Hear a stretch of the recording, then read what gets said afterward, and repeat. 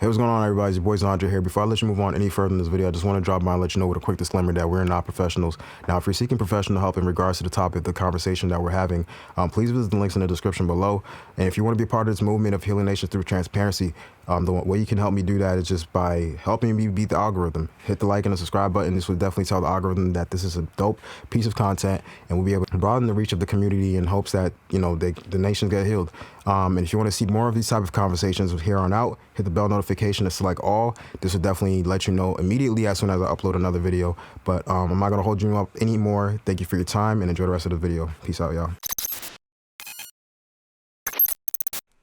What's going on, guys? Your boy XANDRE here with another episode of 21 Perspective, Healing Through Transparency.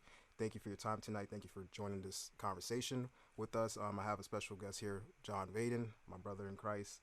We recently met literally before the start of the year, as I was getting into a 21-day fast, which actually brought up this vision for this whole thing. And so during the time of my fast, I was dealing with a lot of soul ties.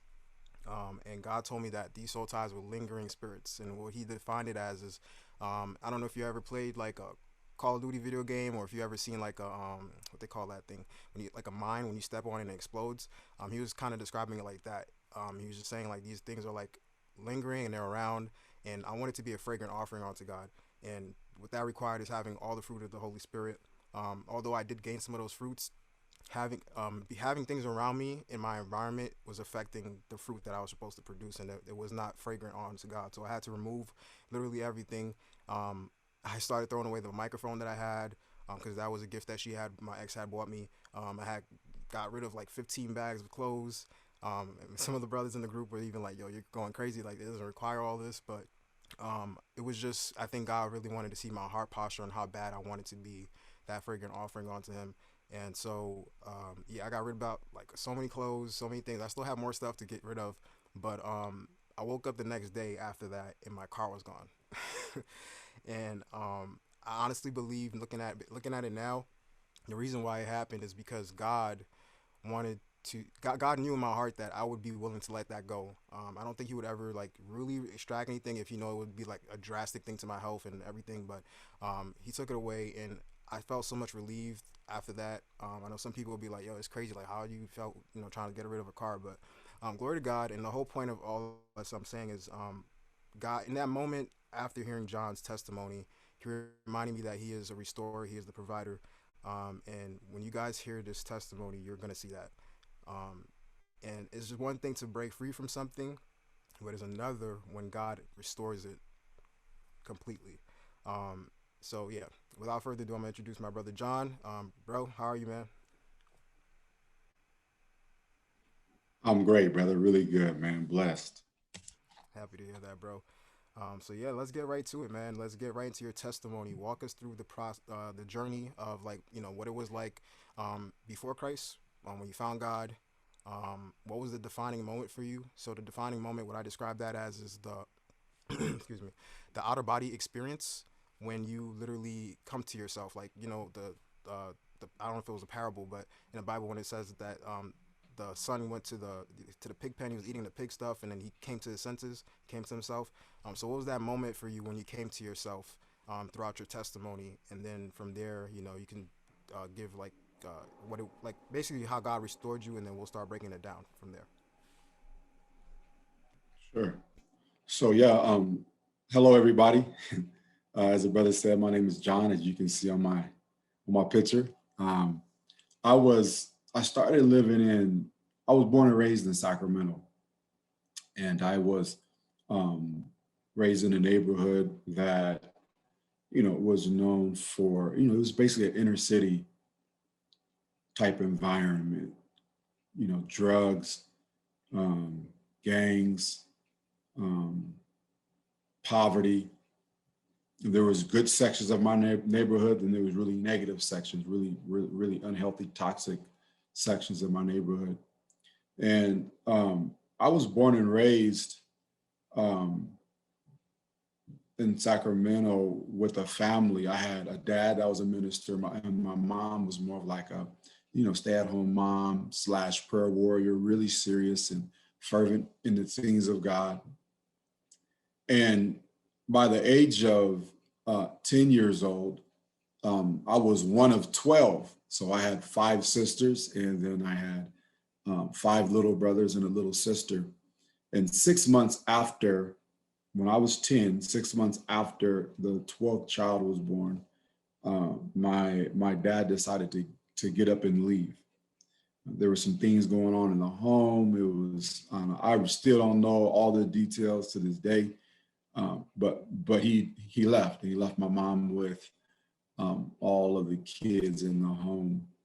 And at that time, I had, like I said, I have 5 older sisters, and so they were, kind of running away, coming in and out the house, messing with different boys. And so when my dad left, it kind of created a vacuum. And I began to look for, as a 10-year-old, 11-year-old kid, I began to look for, you know, I began to look for men that I can look up to. I'm the oldest son. Like, what does it mean to be the man of the house now that my dad is no longer there?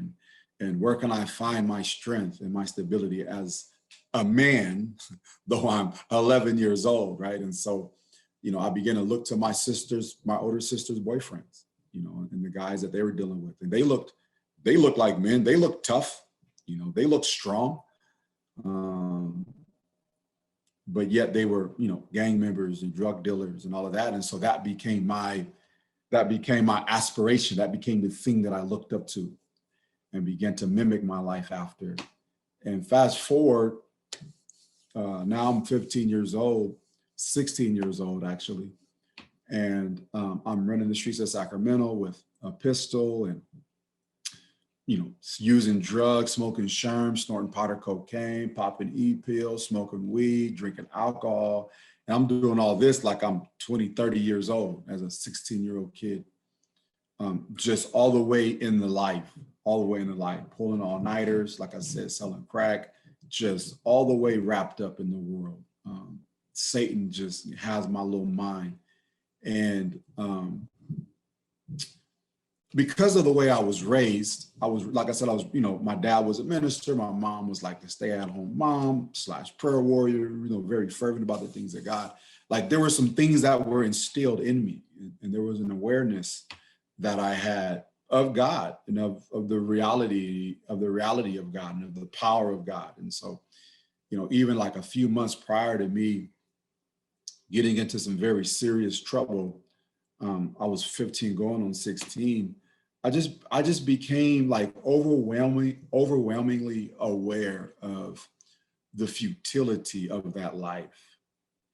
It was like all of my upbringing and all of my teaching just hit me at one time, and it just kind of like stumbled me while I was out there in the streets, to the point to where, for months up to me getting into the trouble that I did get into, I would come home at night, in the middle of the night, and just cry.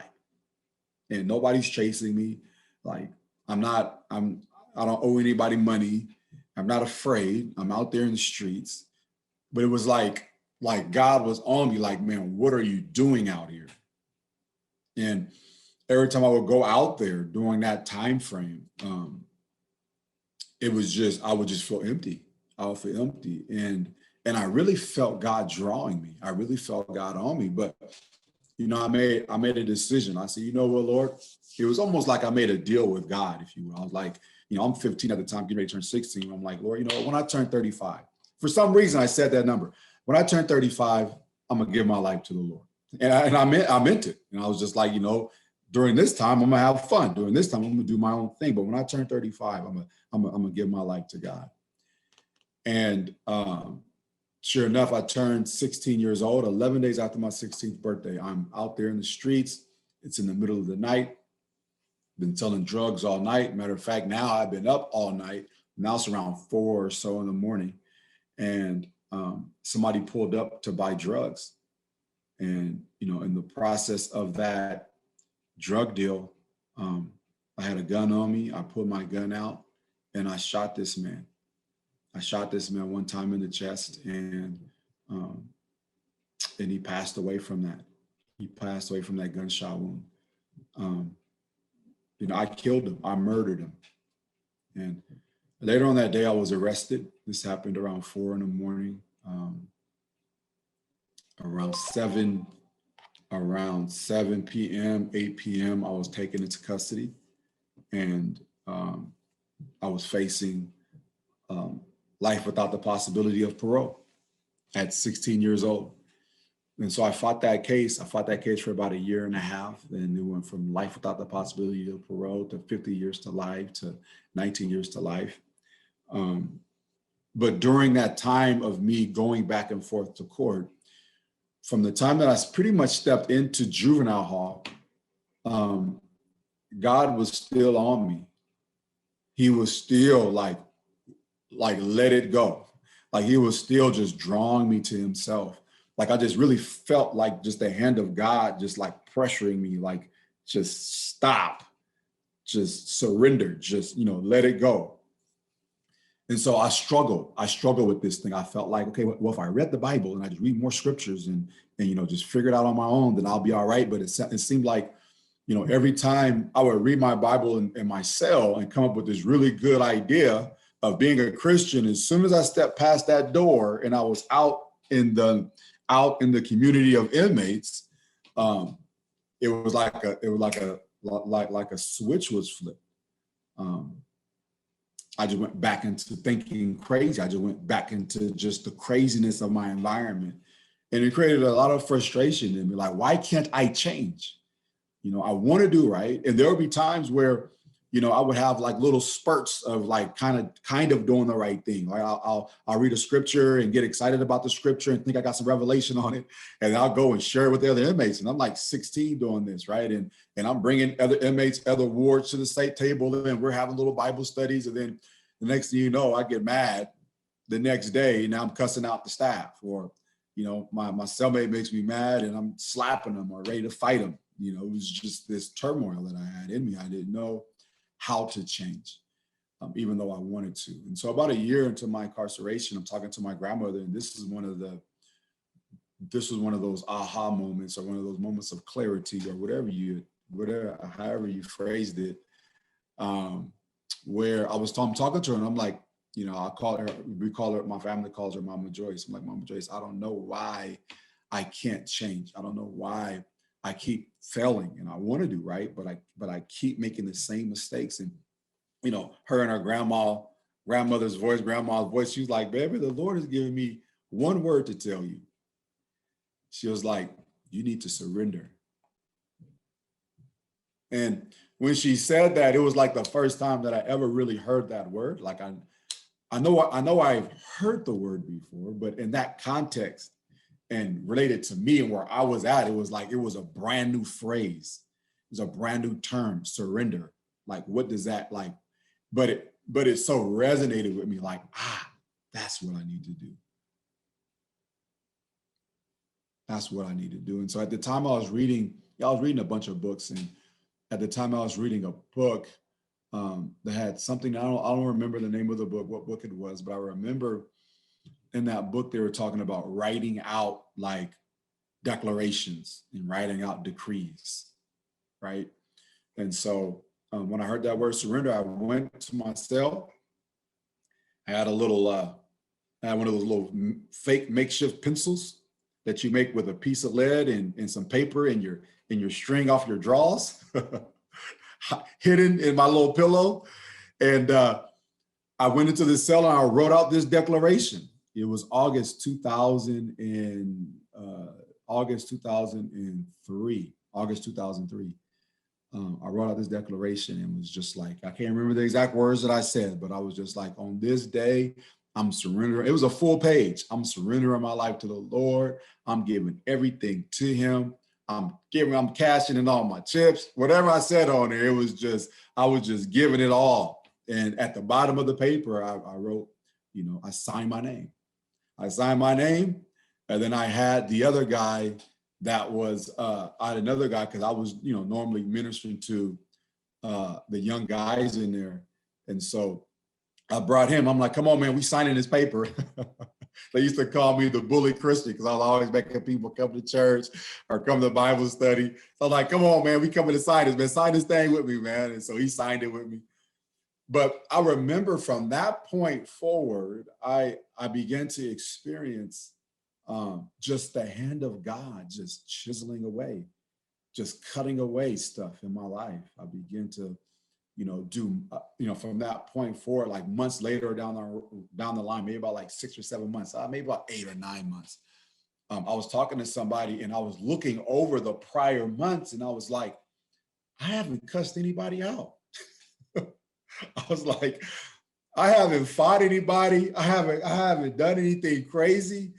And the brother told me, he was like, man, no, you're living in victory. He said, every day you're waking up, you're living in victory. And it just dawned on me that like, I'm truly living this thing out. Like I'm living for the Lord.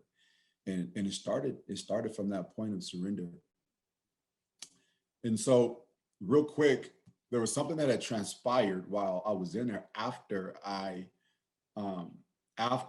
surrendered to the Lord. And what it was I had got jumped on by the staff.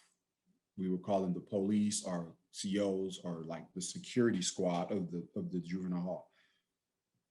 And the reason for that was because I didn't say yes, sir. They came into my cell. I'm under the blankets like this, wrapped up in my blankets, and they came in there just trying to bully us.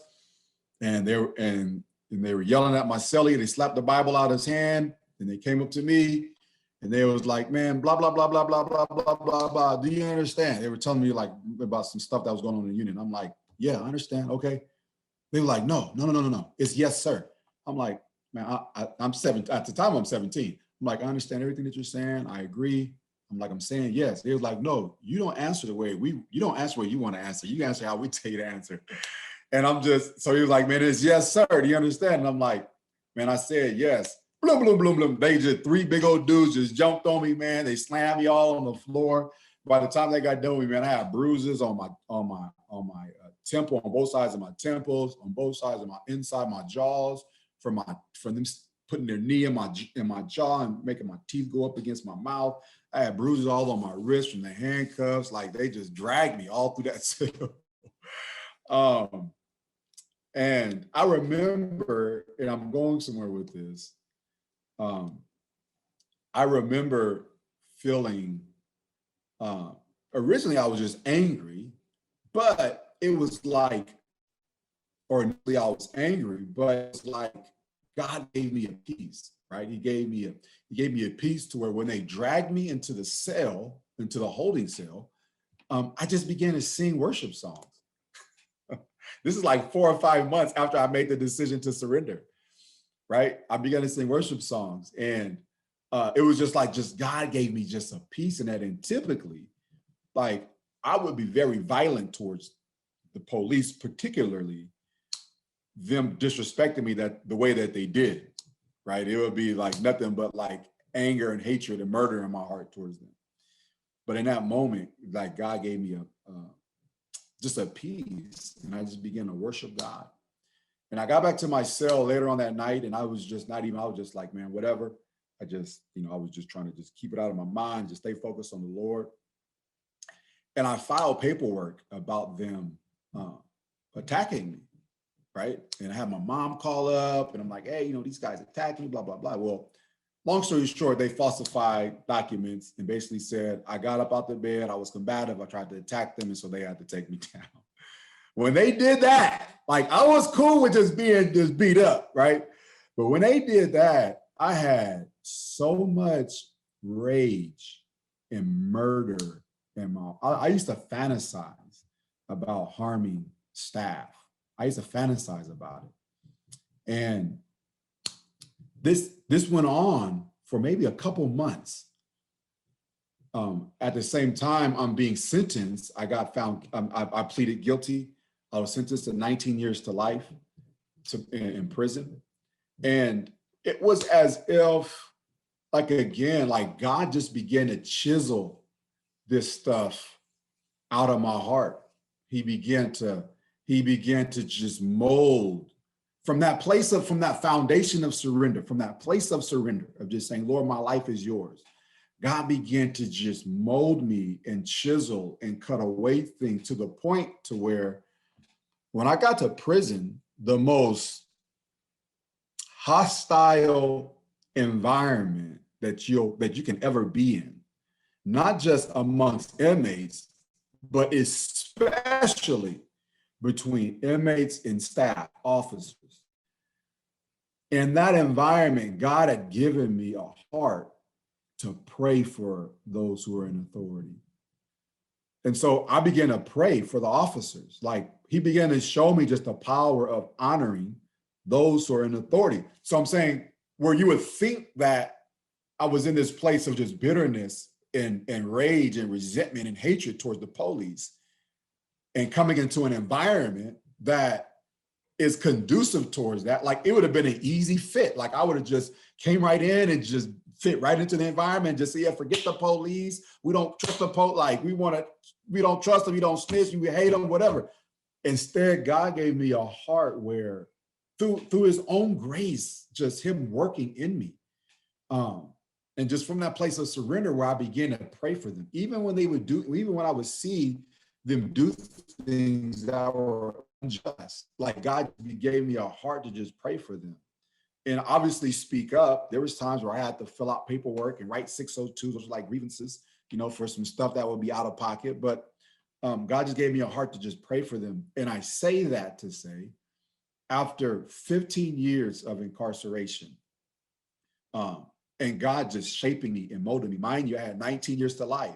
If you remember what I said in the beginning, I told God, when I turn 35, I'm gonna give my life to you. I'm gonna give my life to the Lord. I'm gonna serve God. Well, I get sentenced 19 years to life. I got arrested when I was 16. So you know how old that would have made me when I got out. 35 years old. Right, that was the sentence that I got. I said that way even before I committed the crime that I committed. But I ended up getting that sentence. But after 15 years of living for the Lord and going after the things of God and just seeking the Lord and just staying in that place of surrender, allowing God to mold me and to make me into the man of God. And I'm still on the potter's wheel. But God just really began to do a work in me. After 15 years of incarceration, I get a call from the governor's office saying that my sentence was commuted, that it was reduced, that I was going to the board that year. And when I did go, I was released from prison. I was released 4 years before my eligibility date. And some of a big reason why I was released, because my file was full of letters from correctional officers, full of letters from correctional lieutenants and captains, the warden who everybody hated. Everybody felt like he was anti-inmate and he hated inmates. I had an endorsement from him saying he needs to be let go. And so it just, for me, even the takeaway in that is that, as I allowed God to do his work in my life and allowed him to continue to shape me and to mold me and to make me into the man of God that he called me to be, without worrying about what was going on around me, without allowing the world to detract from that or to take away from that. As I allow God to do that, God rose up and began to fight my battles. God rose up and began to show me favor. God rose up and began to, open up doors for me. Like, God did a mighty and powerful thing as I allow God to do that inner work in me. And that's my testimony. That's my testimony is I surrendered, allowed God to come into my life and do his work, and God just blew the doors off. And so I've been out now 3 years, and it was 3 years in December. And about a year and a half after I got out, I had been doing a lot of different menial tasks and just jobs, a lot of grunt work, when it comes to construction. And so I'm, digging ditches and pushing wheelbarrows of dirt and tearing out walls, like a bunch of just hard labor. But while I was doing that, my aspirations have always been, if I'm going to do construction, I'm going to do it on a high level. I'm not going to be always pushing a wheelbarrow. Not that I'm too good to push a wheelbarrow, because that's all I've done anyway, growing up, even when I was a teenager and even when I got out. But it was like, I'm getting old. I don't find this enjoyable. I'm collecting a check, but I don't find this enjoyable. I need to be somewhere up top calling the shots, maybe wearing a suit or something, maybe wearing some khakis, something. I don't need to be pushing this wheelbarrow, getting dirty every day, dust and dirt all on my face. And so I maintain that aspiration, even that vision. And so anytime I would be in different situations, I would be around different people. When it came to like construction and people in management, I was always asking questions, and I'll be bold about it. Like, how can I get where you're at? I'll tell a project manager that quick. Like, hey, how can I get where you're at? And I'll do it playfully and just, innocently, but it's like, or I'll tell them, hey man, I want to be like you when I grow up, and that'll create dialogue and conversation with them. And we'll just start talking. And I'm like, well, yeah, okay, well, you could do this, you could do that, and blah, blah, blah. And so I was doing that here and there, for that year and a half. And God just situated it in a way where I was working for a company, a demolition company. And I had experienced, a lot of, I don't know what you would call it. You could call it prejudice, you could call it whatever you want to call it. But the guy would tell me to my face, man, Black people lazy. He'd tell me straight up, hey man, Black people lazy. They don't like coming to work. This is my boss. This is my supervisor. You would tell me this, right? And, when we talk about, trusting God and operating from a place of surrender, where we're allowing God to do that work in us. Like the initial thought is, who you think you're talking to? Like, who you think you gonna disrespect like this, right? But then understanding that John isn't my standard, Jesus is. Jesus is my standard. You know what I'm saying? And so as I'm in that situation, even though the initial thought is, hey, I could hurt this guy. Jesus is saying, who am I calling you to be in this situation? Right? And so obviously we know the answer. It's Jesus. And who is Jesus? Jesus is meek and he's kind, he's long-suffering, he's patient, he's full of goodness and love. And so that's what I was challenged with in those moments. To, you know what? I got to love this brother. You know what? I got to pray for him. And so I would do that outwardly. I would go out to lunch and I'll bring him back something extra, like a cookie or something, or some chips or something, just to be a blessing to him. I know he likes snacks, so I'll come and be a blessing to him. But then I was dealing with the inner thing. So I'm doing it outwardly, but I'm still like moaning and complaining and like, man, this dude, man, Lord, these people this and these people that. And I just felt like this weight on me, like Jesus didn't call me to carry that. And so I even in that felt just a call to cast even that over to the Lord. Even the feeling of indignation and my injustice and my rights, it was like even casting that over to Jesus and saying, Lord, well, I don't want to have no bad attitude. I don't want to have this heart posture, because this stuff going to build. If I keep letting it, it's going to build up, and I'm either cuss them out or I'm going to quit this job or whatever, right? Well, I began to do that. I began to cast trust God, began to say, Lord, out of my heart, take this out of my mind, Lord. I just want to be a servant. I just want to be, I want to humble myself, Lord, and be all that you want me to be. Long story short, I dealt with maybe about a month or two of that. And one of my conversations with, I want to be like you when I grow up, with the guy in power and construction, we were talking one day about jobs and me looking for another job. Like, I'm trying to figure out my career. He was like, well, man, you need to come work for us. You need to come work for us. And he was like, I'm like, really? He was like, yeah, man, just put together a resume, turn it in. I'll bring you in for an interview, man. We can hire you. My original thing was I want to be a project manager, but he was like, man, we can make you a foreman and then make you into a superintendent for a general contracting company. The general contracting company are the companies that run the entire project.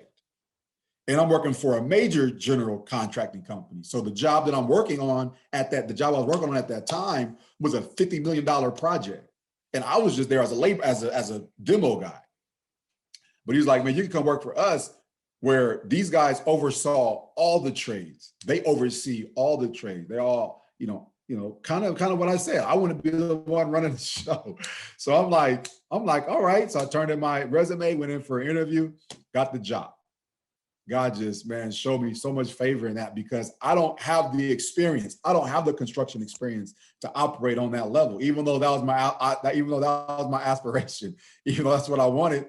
I don't have that experience. I don't have that background. You know what I'm saying? But God he just moved.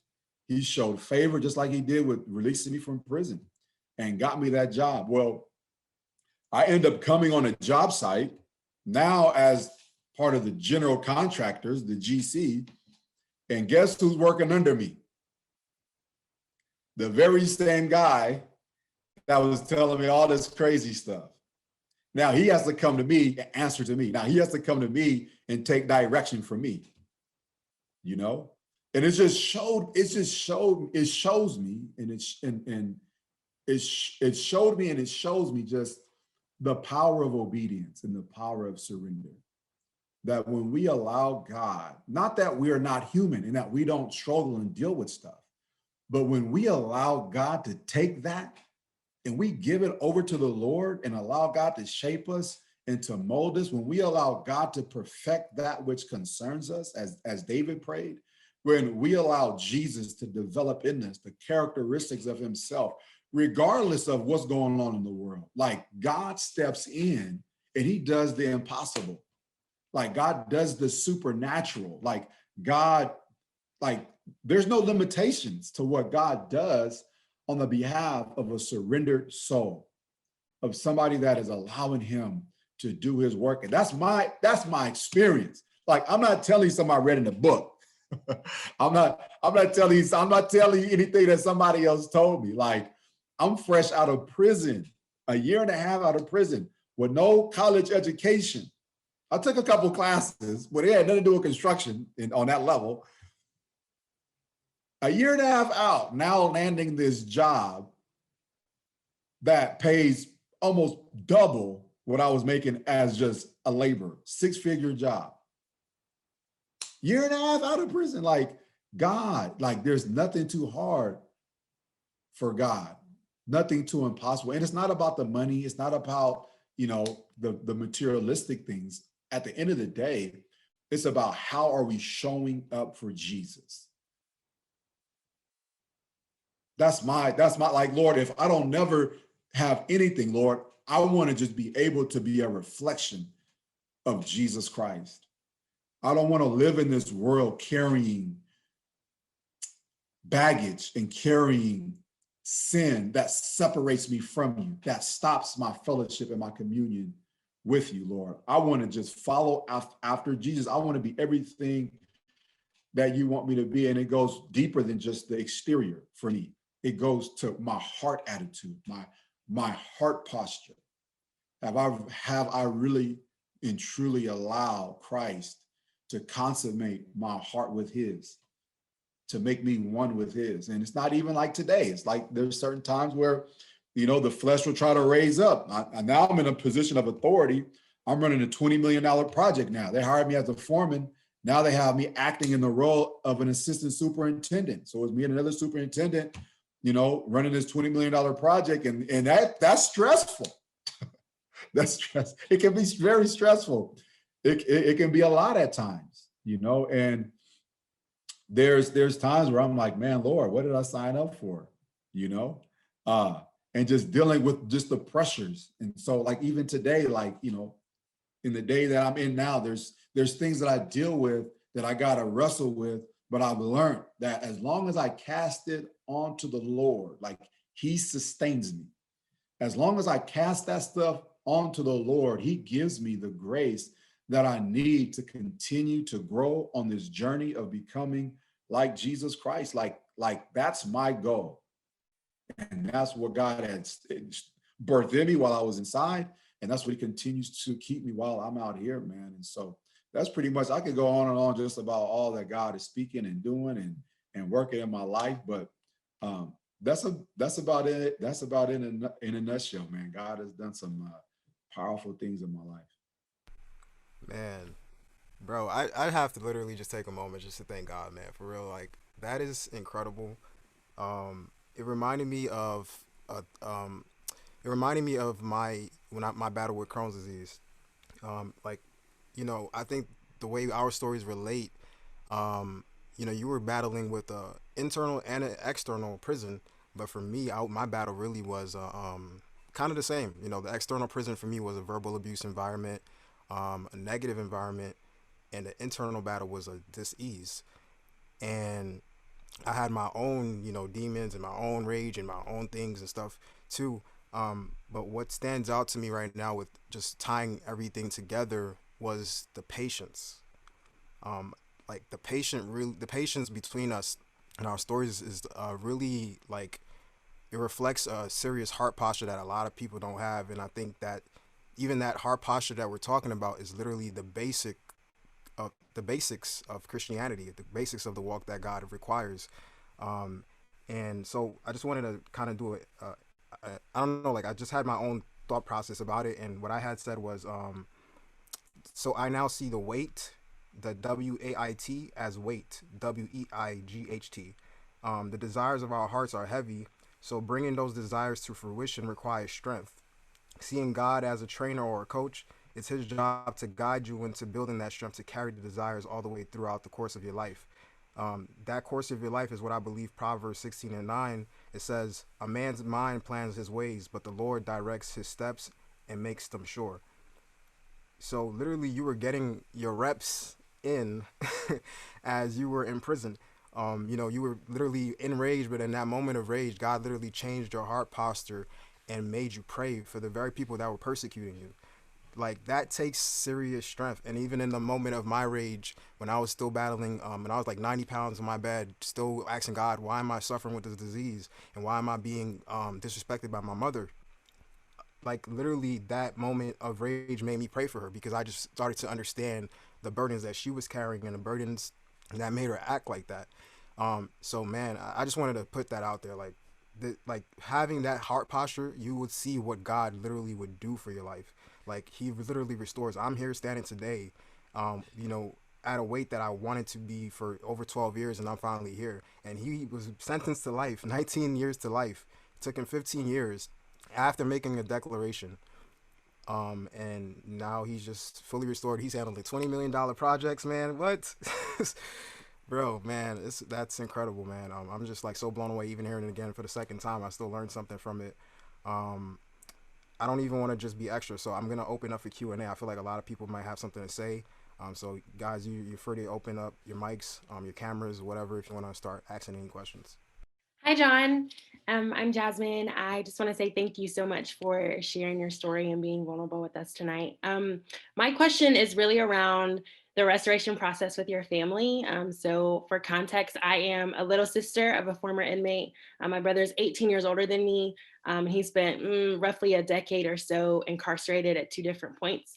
And so I am still working through how to build trust in a relationship with him, because he's missed so many milestone events that big brothers like have insight on, right? That like they teach you and they protect you. And so I would love to know sort of what that process looked like for you and your younger siblings, but also just like other members of your family, and any advice that you would have in terms of just like having honest conversations about forgiveness and restoration and just like where I'm at currently. Yeah, definitely. Yeah, so I'm one, as I said, of 12. So I have 11 siblings. And since I was gone, they uh, had, let me see, I came back to about 16, 17 nieces and nephews. So I came to, and if you think about it, I was gone 15 years. So it's not just a big part of my siblings' lives that I missed out on, but also my nieces and nephews. And so, for me, a big part, like even during my incarceration, like I was really big on family. Like I was always calling my mom, like, bring up my siblings, bring up my nieces and nephews. I'll call my sisters. Hey, bring your kids up. I want to see them. And every time they was up there, they came up to see me. I would pray with them and just try to encourage them. And so like that has always been my heart, right? Just family and being with family and building family. And so when I got out, the thing about guys that get out of prison is that, a lot of the times people feel like, okay, if you get out talking that talk of doing the right thing, well, you were in prison. So you're just, either you got jailhouse religion or, I'm watching you because I'm waiting for you to fail. Let me just see how serious you are about your change, right? Which means that there isn't that trust. And, people say, trust isn't given, trust is earned. And so for me, it was just about just loving on my family, being present as much as I can. I ended up paroling to the Bay Area. And so that was, they all stay in Sacramento. So that was outside of my 50-mile radius. So I was limited in me being able to go out and see them. But, I would call them. When I did go out there, I would just do my best to love on them. I remember one, as you were talking, one memory popped in my head. We had went out on a camping trip my first year out. And the nieces wanted to go on a little hike by themselves, right? And so I'm the oldest son, which means that I'm the oldest uncle, right? On their mama's side or on my family side. So I'm like, y'all want to do what? In these mountains with these lions, tigers, and bears and snakes and all that? I'm like, nah. But they like, we've been doing this for years. We go camping every year. What you talking about? No. And I'm like, I don't care what y'all been doing for years. Like, y'all ain't about to go walk by yourself. Somebody gonna walk with you guys, one of your little brothers or something. And it was almost like this blow up, right? I maintained my cool, but I remained firm, and they were like, oh, well, tripping. And it was just this big old thing. Well, I had to come back that night and say, hey, y'all, listen, I'm not trying to come in control. This is my heart. I love y'all. I know I've been gone all this time, and I just had to have a real heart-to-heart conversation with them. I'm a spoiler. I'm an extravagant giver, just giving you the full scope of how I get down. And so they was calling me and they're, I'm giving them money and sending them stuff. That's part of me trying to make up. But that really doesn't mean much if my life isn't consistent with what I'm saying. And so my point is that consistency on my part, patience on my part, and on, I think, the other family's part, to not think the worst, or even to not anticipate the worst. But there's nothing like the support of a family, of your family, when you're in this process of transitioning, where you can look to your family and know that they really believe in you. Because here's the thing, like what I experienced getting out of prison and transitioning, I was turned away in a lot of different instances when it came to housing, when they found out I had a record, jobs, you know what I'm saying? And so it's like the world is already stacked up against you.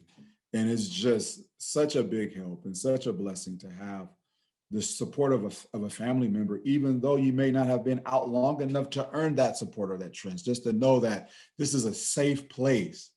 You know what I'm saying? And as believers, I believe that, God calls us to extend that.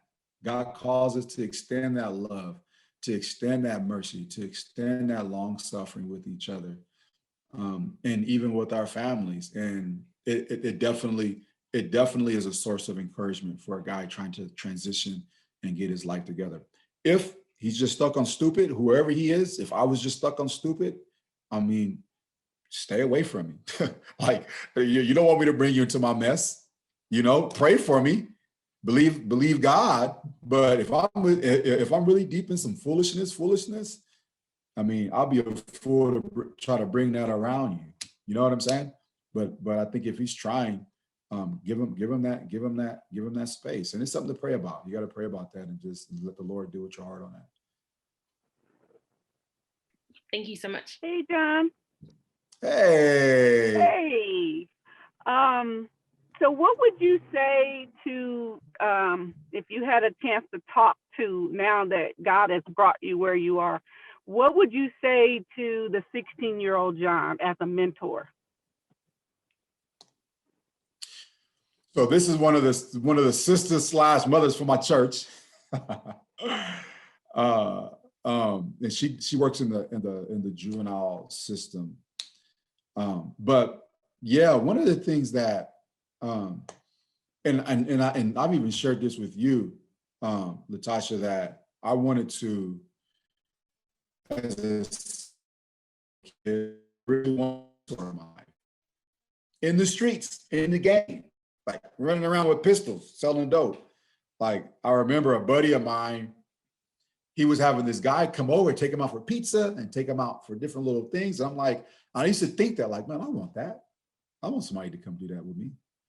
Not somebody to come be my daddy and try to control me and try to tell me what to do, but somebody to come and just kick it with me and just like outside of the hood. Like I was kicking it with homies in the hood, but it was like, I want somebody to take, it was like I had this desire to go out and hang out in a different context where I'm not trying to have to prove myself. I'm not having to, think about putting in work, like just somewhere where I can just be cool, eat some pizza and just be cool. And so, for John, what I would say to myself is, bro, there's so much more to this life than what you're seeing in these little 5, 6, 7, 10 blocks you walking around every day. There's so much more you can be. I would show myself just in a very practical way, like what it would look like for me to continue on my journey and just break that thing down. And what it will look like for me to try other different things in life, whether it's sports, careers, just exposure. Because I remember one of the biggest things that was like an aha moment for me, like a big revelation for me, is that the world is bigger than my little 5, 10 blocks I was walking every day. Like that was like a big aha moment. Like the world is bigger than my hood, right? And the other thing was that not everybody is coming to prison. Like not everybody is getting in trouble. Like that was like a revelation for me. Like I can really do something other than what I was doing. Like people going to prison is like a very small percentage of the population. Like it's not everybody. That was a revelation for me. And so finding for me would be, find out ways to communicate that to John at 16, that you don't have to succumb to your environment. You are more than what your homies, so-called homies, are telling you that you are. You're even more than what maybe your family is telling you and what you've always known just growing up. There's so much more to you.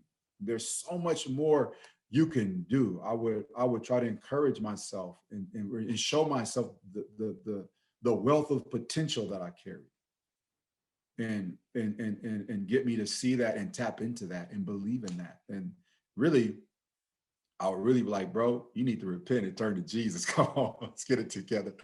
Hey, with all that, like Jesus is the answer, my brother. Come on, which I knew that, but God speaks to our realities, right? And that's why he says, for God so loved the world that he gave his only begotten son. That's why he says that, for it is the goodness of God that leads to repentance. Like it's God's love and God's goodness displayed to us and expressed to us that causes us to come to him. Not the condemnation, not the guilt, not the shame, but his goodness and his love. And so, when I say he speaks to our natural, to what's going on in our realities, because a lot of the times we're so beat up and so downtrodden by our environments and by our upbringings and by our experiences where, we're struggling for worth and for value. And so um, just really looking at, bro, you got way more potential. You got way more value and worth than this. God loves you, bro. Like, you can do better than this. I think would definitely be helpful for the young Johnny boy come up out of where he was at. I just wanted to highlight a comment from Jamie. She says, John, I want to encourage you to keep going. You really blessed us tonight. You continue this, continue sharing your testimony.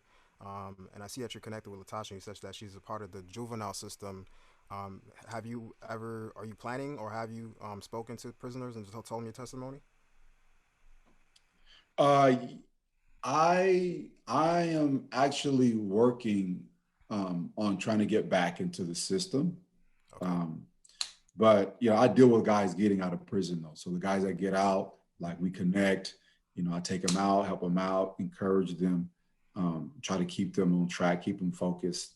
A lot of the brothers getting out are already on that hype already of like living for the Lord, serving the Lord, going after the things of God. And so, kind of my thing is that kind of just keep them encouraged and just show them like, hey, it's possible. It's possible to come out here and really honor God, to not be out here sleeping around and acting a nut, acting a fool, but you can really, get out and honor Jesus with your life. And so,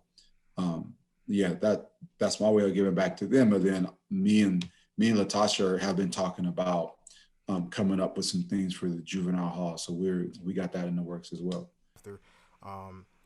And how can you follow my work? Oh, for John. Yeah, John. So how can we follow your work? Do you have any projects that you're working on? You just mentioned you're working on that, but how can we support you here on out? I mean, there's nothing that I have solid either on social media or anything right now. So there's just keep me lifted up in prayer, really. I'm really praying. I've really been in a season of prayer that God will, just show me what it is that he wants me to do, that, whatever doors that need to be open, that God will open up those doors and just fully equip me and prepare me to walk through them and do whatever he's called me to do. So yeah, just keep me lifted up in prayer. I think that would be super big, super helpful. Definitely do that, bro. So if you guys want to follow John, he's actually on Instagram. I tagged him in the recent post. So if you don't have my Instagram, I'm gonna put it right now in the chat. That's my user handle. You can search that up. And I just want to close out with the final word. God literally gave me this Bible verse before we came on. And it's the irony in it, and I didn't even realize that till now, is that it's Matthew 7:7. No. All right, cool. So yeah, it says, "Ask, and it will be given to you; seek, and you will find; knock, and it will be open to you." And literally, your story, your testimony has been clear evidence of that. And I just encourage Jasmine, who's here, to continue with your faith. Like, sit on that scripture, is Matthew 7:7.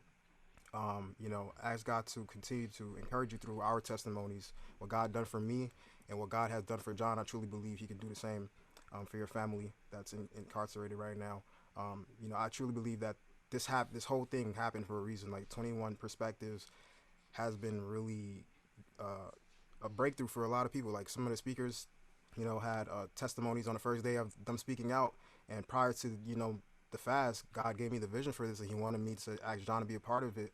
And I think it was maybe a couple of weeks ago, John, when you got the call for the parole, right? And they told you that you were set free, right? So, Oh yeah. Oh like, yeah, that yeah, is, yes. I forgot about that part. A couple weeks ago, I was let off of parole yeah, 2 years early. So just more of God's favor. I got off parole 2 years early. For lifers, we typically do about 5 years, but I got off in 3 years, and because they changed the law. They just changed the law last December. And they're like, hey, you qualify for this law. So I filled out the paperwork and no longer on paper. So I don't got to worry about being pulled over and have my place searched and being treated like I'm still a number. I am a free man. yes. Literally, God will move mountains, just like Jamie said, man. And Yeah. here's the evidence for that. So whatever your faith looks like right now, I encourage you, for whatever you're asking God for, that is the scripture, Matthew 7:7. And just remember our stories. This is literally healing through transparency. I'm gonna go do a live recap with John on Instagram, so I'll see you guys there if you want to see it. But thank you guys for being here tonight, and you have a great rest of your night.